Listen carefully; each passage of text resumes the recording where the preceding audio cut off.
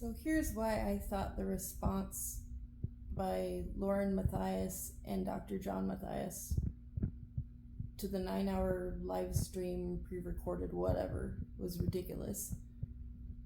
Because they're comparing themselves to Brad Pitt, which is ridiculous for obvious reasons.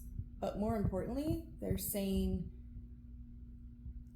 the drama doesn't matter because they're talented.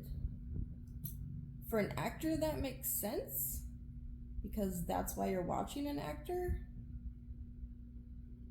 But for a journalist and reporter and psychologist, trust is probably the most important thing. And we just don't trust them anymore. Where are you going?